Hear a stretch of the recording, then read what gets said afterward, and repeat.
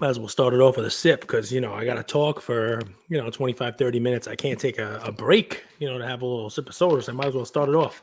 Can't believe it. 6 of these now, 6 episodes. I have watched all of the episodes of the Goldin show. I was going to shout out and yell to my wife, "What'd you think of the show?" But I'm not going to drag her, Mrs. Cage, into this. We can, unless she wants to chime in. But wait, I can give you my review, the 6 shows. Kind of call it the good, the bad, and the ugly. Mostly good. Got a post out there about the Andre the Giant 1-of-1 Prism sale that just happened yesterday as I'm recording this on Monday. Most of you probably listening to it here on Monday. And how that compared to the recent rock sale that went for $126,000. Great conversation about that. And I am actually going to take a suggestion from my better half, who told me that I should read some of the comments that I have to date only shared with her. It would make for an interesting segment on the show going forward, I think. Read some of the comments that I get.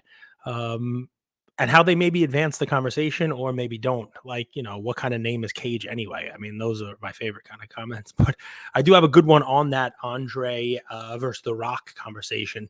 And maybe it'll lead into a little bit of conversation about, about fringe sports, fringe collecting, my take, how there are kind of gatekeepers in it, how some people kind of, are crapping on it. But we'll have some fun with it. So maybe we'll talk a little bit about PWCC and, some other fun little hobby things that are going on. The PWCC weekly auction just ended last night.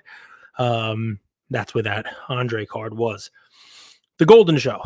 Let's give it some credit on a couple of fronts.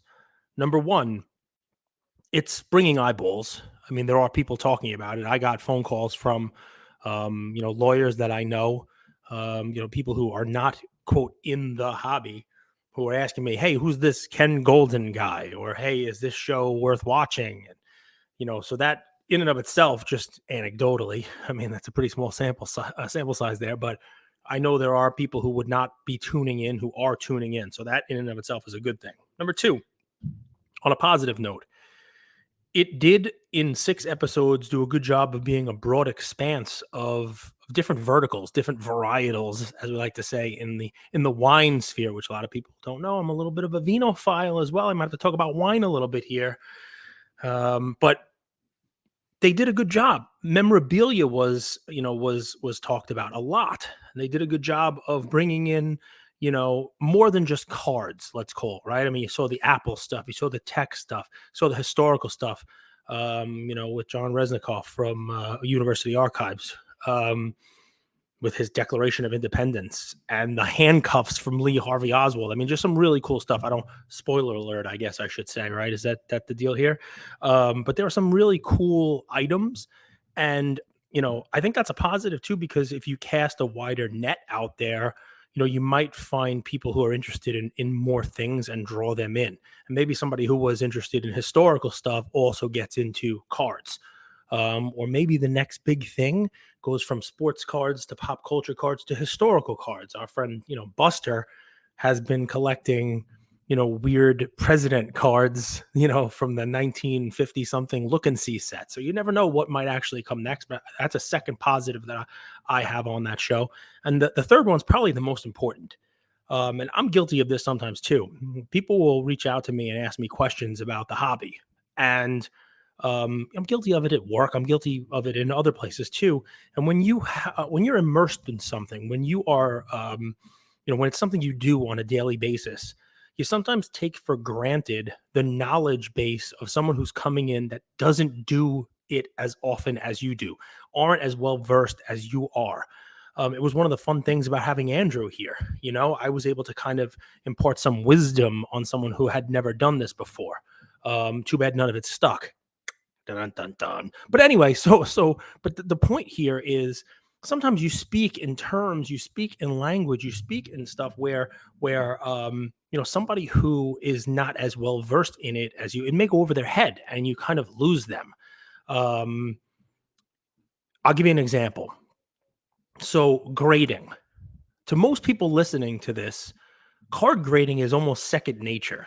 You know what card grading is, right? You know the companies that you would use for grading a card. You know the process for it. You know how you take your card from Raw, either you opened it in a pack yourself or you bought the card Raw to show, and how you put it in a penny sleeve and you put it in a semi-rigid, you send it off, you fill out the form online or whatever it is, whatever grading company you're sending it to, you mail it off, you pack it up good, you wait your time, and it comes back and you get a grade. That's a process. It's a process with terms of art that we take for granted. Now, go one step deeper. In grading, there's a grading scale that we all, again, we use the language of it as sort of, common nature, because, we've been doing it since we were kids, or you do it on a daily basis. It's like, okay, we know what mint means. We know what gem mint means. You know the grading scale of up to 10. You know Beckett's 9.5s and what those grades mean. There will be people watching this show that don't know what that means, don't know the grading process, don't know about grading cards, right? Because not every industry has that. Not every collectible has that, right? Not everything that you can buy from a collectible standpoint has a slab around it, has the ability to have it number graded from 1 to 10, so that not only do you know that it's authentic, you know the process to get it authenticated, but also a number grade for it. A lot of memorabilia, even, which is a close, cousin to collecting, doesn't have that. You have, JSA, you have authentication, whether or not it's real, but you don't have like jerseys are not number graded. So anyway, one of the things I give them credit for is they did take some time in the show to kind of go through that and not gloss over. It would have been very easy for them to, gloss over during that Steph Curry segment where the kid brought in the Steph Curry and he had the offer on the table of I think it was $150,000. And then Dave Ammerman went through what would happen. Okay, I'm looking at the card. I think it might grade this. If it grades this, and then what grading is, what you do with it, how you send it in, how you get it back, and what grading can do and what the value difference would be at different grades. Then to even have a little fun there, have it come back and not be the grade that they were hoping for, to make sure that the viewers knew that Goldin was not getting any favors on the grading. Nice little touch there as well. But it's beyond just grading. Things like provenance. They took time to explain that. They took time to go through what provenance was and what it means. And that's not something that is solely for cards. It's for every collectible, right? If you're authenticating a jersey, what's the provenance, right? I mean, the fact that Karl Malone is giving you these 1992 Barcelona Dream Team game used jerseys that were handed to him and signed by his teammates, that's got some pretty great provenance. But not everything has that. In the world of wine, before you buy an expensive multi-$1,000 bottle of wine, you're going to want to know the provenance on it. You're going to want to know who's owned it, how many owners, where'd they get it? Did they get it directly from the winery? And then how was it stored? Was it kept in a cellar? Was it kept in the right condition? Cigars, was it kept humidified? Was it kept somewhere where, it's something that is, going to last for a while? There are vintage cigars. I have some myself, pre-embargo Cubans. So provenance is something that they spend some time talking about, right? And I think they did a good job of it, right? Letters, you name it. A third thing, and then I'll jump off this topic, because if you haven't watched, I don't want to ruin it for you. And I guess I'm giving you kind of my,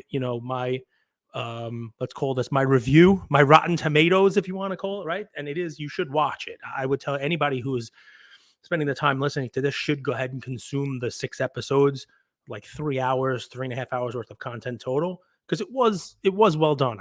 I think. The last thing is, so you have you're taking your time with grading and provenance and that kind of stuff. It was, they just did a good job with it, right? So, I had another one, and I completely just, it just slipped my brain what the last one was. I had another thing that they did right, and I completely forgot what it was. So we'll move off Goldin, because enough great stuff for Goldin. So Andre the Giant and The Rock, that's the topic du jour. It'll hit me at some point in time here. My old brain will remember what that last thing that they did right on the Goldin show was, and we'll make sure that we talk about it. So they last night in PWCC, Andre the Giant Black Prism 1 of 1 sold. Now, by itself, it's probably not something I would talk about, right? But A week ago, the same card for The Rock, a black 1-of-1 Prism, sold for $126,000. Now, the person who bought that card has come out publicly and said they bought it. All right. And during the week, I posted about this a couple of times. Why? Because I wanted to make sure that everybody understood what that meant. It meant one thing and one thing only, that there were two people who wanted that card enough to bid it up to $126,000. That is it. End of scene, end of chapter, end of book, done. It doesn't mean anything else. It doesn't mean that The Rock is some global superstar. It doesn't mean that all of The Rock's cards are worth more money now because someone was willing to pay $126,000. You have to be mindful of this because it is a one-of-one. All you need are two people who want it. And guys, I'm going to give you a great example before we talk about the wrestling community and that kind of stuff of this exact thing happening, right? Cassius Clay had, I believe it was a WBC belt. It was a championship belt. I think that he won in the Rumble in the Jungle. Green belt. And it came up for auction. I believe there are two of these belts, right? The WBC, they make certain, they make a couple of each of the belts for the, for the fighters. But I believe there are two of these, all right? And what's amazing about it is one came up for auction and the owner of the Colts, Jim Irsay, bid this one. And then I guess there was one other person who was willing to also bid up Jim Irsay. And it went for millions of dollars, this belt, one of the two belts. And what was amazing about this is right after the auction happened, enterprising and smart people realized the second belt was available to be invested in. It was on Collectible. And I believe it's still there. And of course, when that major multi-million-dollar sale happened, everyone flocked to the belt and bought shares in it on Collectible. And they bid it up. Not anywhere near, I think it was like $6 million, a crazy amount. Not even near that, but it bid up a lot. I think the belt is now six figures on Collectible. Significantly less, maybe 10% of the price that Jim Irsay's belt went for. Same belt. As a matter of fact, I would argue that the one on Collectible is actually in better condition. So what do we have? We have the exact same item, but in one place it sells for $6 million, and in one place it's $600,000. Why? Because once that one person has won the bidding war against the second, and they're out of the equation, well, if another one pops up, you don't have two bidders for it. You only have that one. And if no one's bidding them up, you have that same item that's worth significantly less, or sells for significantly less, or is marketed for significantly less. This is different when you have a one-of-one. And I talked about this in a recent episode. And if the thing came up for sale again, that person for some reason had to sell it, boom, it would probably be problematic. But I didn't have a comparison. I didn't have a close thing. And what I was trying to protect you guys from it, I guess from an education standpoint, is when those big top-blowing sales come off, record-breaking sales, I believe it doubled the last record sale for any wrestling card, which was a Hogan, right? When that happens, wrestling cards come out of the woodwork because people want to capitalize on this new record sale. And they want to basically say, all right, well, if The Rock is worth this, then this is worth that. Now, Andre the Giant and The Rock are completely different people. I get it, right? I completely get it. Andre's dead. The Rock is not. The Rock is making movies. Andre the Giant made movies before The Rock was even in the WWF because of nepotism. But we can forget about that for a second. We forget that Andre made one of the greatest movies of all time, Princess Bride. If you are listening to this and you haven't seen it, hit pause, go watch Princess Bride. Good movie. So I get it. The Rock is a mega superstar. He's got 1 million followers. He makes a moderately okay tequila. The Jungle Cruise was terrible. Black Adam was pretty awful. So he makes some bad movies. Fast and Furious is okay. It's watchable. But I get it. His star power is obviously unquestioned. And he's going to sell for more than Andre the Giant. I get that. No one's going to argue that. But. The Rock has cards going back to 1994. That's right. 1994, which would make this 2022 Prism a 28th year card. You show me anybody else who's got a 28th year card selling for this kind of money. We're going to have a fun time. Even the triple logo man that was the Ken Goldin one, that's not even a 28th year card for LeBron. It's like a 20th year card. So anyway, point being, What makes this one so special? And we talked about what makes it so special. There's one of them. And all you need is two people who are willing to bid something up, and boom, it can go for whatever it is. But you'd figure, and I got this in one of my comments, that if the Rock sells for 126,000, well, then the same card, the Black Prism 1 of Andre the Giant, arguably someone who's on wrestling's Mount Rushmore. Yeah, I know we can argue about top 5, top 10. You got Flair, you got Hogan. A lot of people love Stone Cold. There's a bunch of people you could put up there. I get it. Top 10, top 15. He's clearly a top name. And I know, people of a certain age, like myself, like him a little bit more. But it's not questioned that he is a top guy. Not The Rock, but a top guy. So when the Andre the Giant, same card, sold for $8,400, when The Rock sold for $126,000, I questioned it, right? And I question it so that we can have a conversation. We have a conversation about, be careful. I'm going to make a prediction. The prediction is you're going to see a Rock Gold out of 10 pop up at auction soon. Very soon. Because the person who owns it is going to want to capitalize on the one-of-one sale and going to hope that there are people out there who think, well, if the Rock 1 is 126,000, the gold has to be 40, 50, 60, 80, who knows? But it doesn't, because there are 10 golds. I know some of them are locked up in collections. I see you, Drake. But there's more than one gold. And the same rules that apply to those 1-of-1s do not apply to golds. Clearly, they don't even apply to 1-of-1s of lesser talented people. But it'll go a nice little turn here, right? Nice little turn. You ready for this one? Stick to the sports you actually watch and know about. That was a DM I got today after posting my post. After posting my Let's Talk About The Rock versus. And what's interesting about that is I got a lot of great comments. It was a very engaging post. A lot of people talked about it, and it brings eyeballs to wrestling. Even just talking about a $126,000 sale, it brings legitimacy to this space where I believe there are probably only a couple of dozen real hardcore collectors right now. It is what I would call a fringe collector base, a fringe sport. So like tennis, F1, UFC.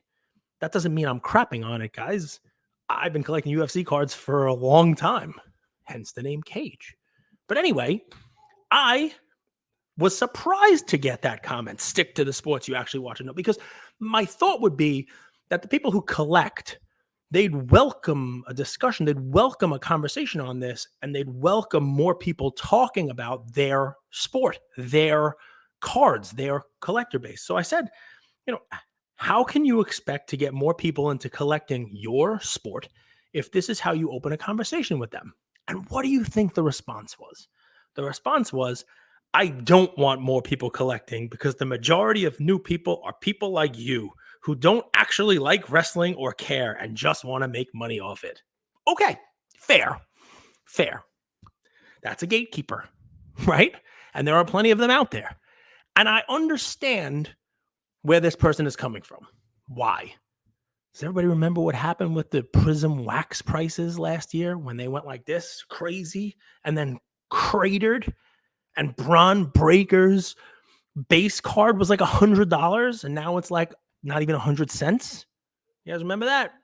There are people out there, I assume like this person who sent me this DM, who really enjoyed collecting wrestling cards, probably during the Topps era, and was able to buy cards to collect whoever it is they collected. I spoke to a Becky Lynch super collector today, Gelman.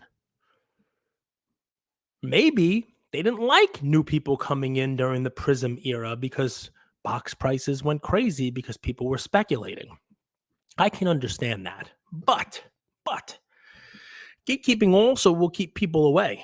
Because you never know. You might be sending a message like that to somebody who actually wants to collect wrestling cards. Maybe somebody who had Hulk Hogan rock and wrestling sheets as a 9-year-old growing up and was a fan of Wendy Richter and Junkyard Dog and Coco Beware, and maybe still has some of the wrestling figures he had as a kid in his basement. Never know. but you might chase them away with a comment like that. So anyway, it's a tough line. I get it. I kind of know where the comments are coming from there, and I understand it because, some of these niche kind of spaces where we have, these collectings, they've had their own little world for a while. They have a tight knit community. But what I learned today was even that community has fractures. It's not the wrestling guys, the collector versus investor. These fringe places, they're not immune to it too. The vintage guys versus modern guys debate is there too. I mean, Dave Peck, who you guys know, 1982 Wrestling All-Stars, the first guest we ever had on our show. I get that he has kind of like one segment of the community with the Wrestling All-Stars, and then there's a whole nother segment that like the more modern stuff and collect the shiny numbered stuff. And there's sort of like a Montague and Capulet kind of thing going on there as well, which was interesting to learn about today. So I'll put a bow on my post.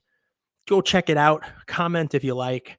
Obviously, it was an attention-grabbing headline. Is there something that smells with the Rock sale? Can you smell what the Rock is cooking? I mean, you gotta catch eyeballs with it. But the conversation is valid, right? The conversation is one that you want to have, because I think it's something we can all learn from, right? A big sale like that should be something that gets people talking about the space, should be something that gets people talking about, wrestling cards.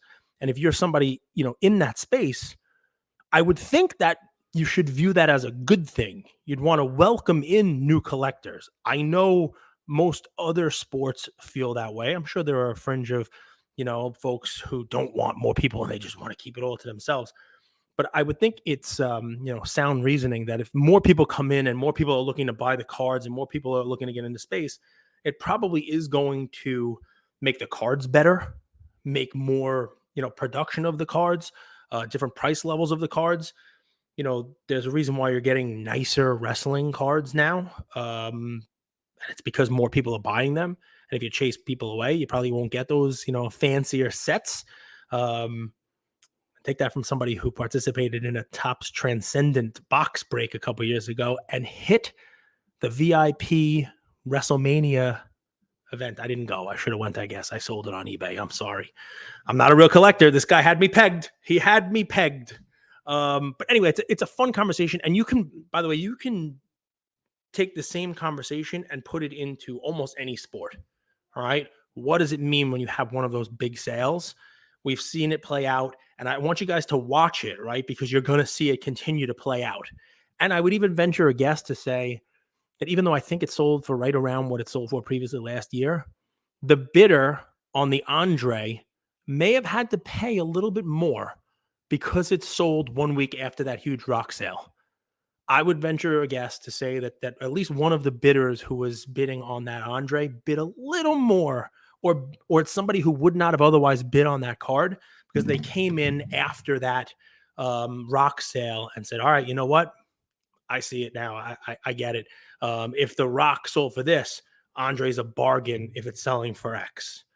So we got our Goldin stuff. We got our kudos to Goldin that they did a good job, whooping up the industry. I remember they're like number 9 right now on the top 10 list. And they're doing a good job of drumming up, awareness for it. They're really doing a good job posting about it. Everybody who was in it is posting. And the last piece is the authentication process. It takes me a while, 23 minutes in, guys. I'm going to go right back. I'll take 30 seconds. They had somebody come in and authenticate a Britney Spears top, right? And they went through like the photo matching process. It didn't really give me so much confidence because it's very pixelated and grainy, but at least it did kind of go through the process of what they do to authenticate stuff and what they will and won't sell in their auction. It was cool to get behind the scenes access like that and kind of see the process as it happens. So there you go. I remember what it was that I was going to talk about. Last 2 minutes, because like I said, I try to keep these to 25 to 30 minutes long, unless Mrs. Cage wants to chime in and say like 2 thumbs up on the show. What'd you think of Goldin overall? No comment. Okay. Deep in thought. So the PWCC situation, right? So I talked about it last week. I'm not going to spend too much time on it now. I will, reiterate again that I have, plenty of cards in my vault at PWCC. And that has not changed. Um, my point on it, of course, is that anybody who has stuff there, because I got a lot of DMs, guys. I got a lot of DMs about this. Anybody who has cards anywhere, anybody who has assets anywhere. I mean, heck, if you got money in a bank and you're worried about the bank's fiscal stability, that bank should be making you feel good about having your money in your bank. I trade with TD Ameritrade, and today there was a little, banner across the site that said, your money and the safety of your money is important to us. We want to make sure that you know that with everything going on with, other financial institutions, that your money is completely safe, blah, blah, blah. It's fair, right? You hear First Republic Bank and Silicon Valley Bank and all the stuff that happens. It's good business practice for you to be able to kind of reach out to any place that has your assets and have them let you know that your stuff is safe. That was my entire point on the PWCC episode. I got a lot of great messages from people, saying that it was a good conversation. A lot of people telling me that they were calling, a lot of people telling me they were reaching out and speaking to PWCC. And I think that's good. That's something that, that's something that you should be able to do. And I guess the last 30 seconds on it are, just because layoffs happen doesn't mean that there's anything wrong fiscally with the company. Many companies have layoffs. Many companies have layoffs. I can probably name 50 of them right now that had layoffs in the last 12 months that are in better shape than they were because of that. Sometimes that has to happen, especially when, companies grow, and they need to, restructure. It happens. And, while it's not a good thing for it to happen, and while obviously, it clearly wasn't a great thing for the people who were laid off, my invitation to you guys is still out there. A couple of you took me up on it. Send me your resumes. cagelawyer@gmail.com. Go ahead and keep sending them. It's just one of those things that happens, as companies try to right size. But for you, for the listener who may have your assets there, my statement stands. Please, if you have any questions, that's what they're there for. That's what their customer service department is there for. That's what your rep is there for. You should be able to reach out to them and ask them any questions that you have. I do think that there will be some interesting consolidation changes, you name it, in that space, right? I don't know what Ken Goldin's team is going to be doing after this show. I don't know if there's going to be a blitz for them on trying to get more items in and what's going to happen, but we know there are other marketplaces out there. PWCC Alt, Probstein made his, little post after PWCC had their layoffs. I'm sure you're going to, as the consumer, hear about a bunch of different things that come out of this now.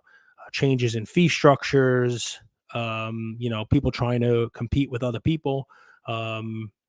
We already heard it, Probstein, I'm hiring. So I imagine you're going to have more of that in the space, and, that's fine. Last thing, I didn't say this on the topic list, but I don't like to spend too much time on the basketball playoffs because sometimes we go a little left on these things. But wow, a couple of great series about to start here. Talk about Steph, and from a card perspective, I'd love to hear in the comments, and maybe I'll post about this.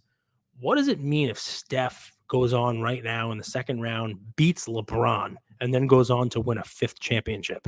What does it mean for Steph's legacy, especially the way that he's doing it, putting the team on his back, having the game 7 that he just had? That Sacramento Kings team, that was a good team, a real tough place to win. We talked about Golden State all year, about how they had real problems trying to win on the road, and how they had a horrible road record. Well, game 7 didn't make a difference, right? They went in there and they blew the doors off of a younger, talented team in a very hard place to win. The Lakers are playing good ball right now. We really are set up with some fun series, right? And, Denver, the Suns, we'll see who comes out of that. If it happens to be the Suns, you got potential storylines there. Could it be KD against the Warriors for a shot to get into the finals? On the other side of the equation, talk about Jimmy Butler. So what I'd love to hear about is your thoughts on where Steph falls. If he happens to, beat LeBron and then go on and win, a fifth championship, I mean, is he now a clear-cut top 10 player of all time? You know, I think you could easily make an argument for that. I really do. On the other side of the equation, Jimmy Butler, I mean, come on, just playing inspired basketball, goes into New York, takes care of business there. They took out, Giannis that last second, call it an offensive foul, call it a foul on the defense. I think you make an argument either way. He's playing some real great ball. And the Sixers Celtics series is going to be just a fantastic series also. Are we going to finally see Tatum emerge? Is this injury with Embiid gonna hamper him and not let us see what a fully healthy 76ers team with Embiid and Harden and Maxey can do. I'm excited for the playoffs. I'm excited to see what happens with the Cards.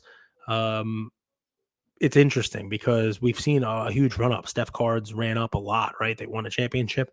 The Cards have come down. LeBron's Cards have come down a lot.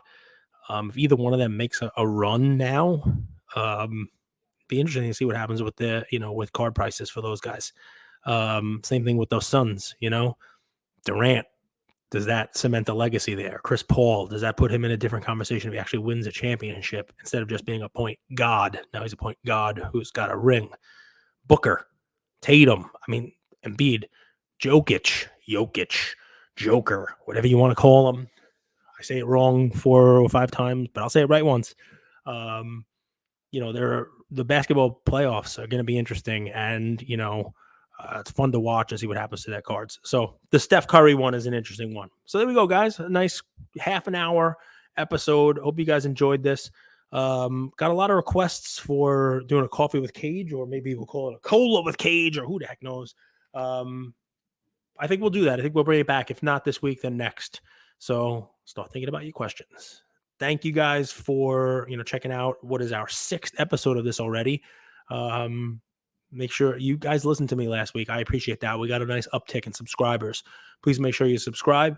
The comments are great. I'll respond to them all. If you had a comment and haven't responded to it yet, it's just a matter of time. Talk to you guys soon. Thank you very much.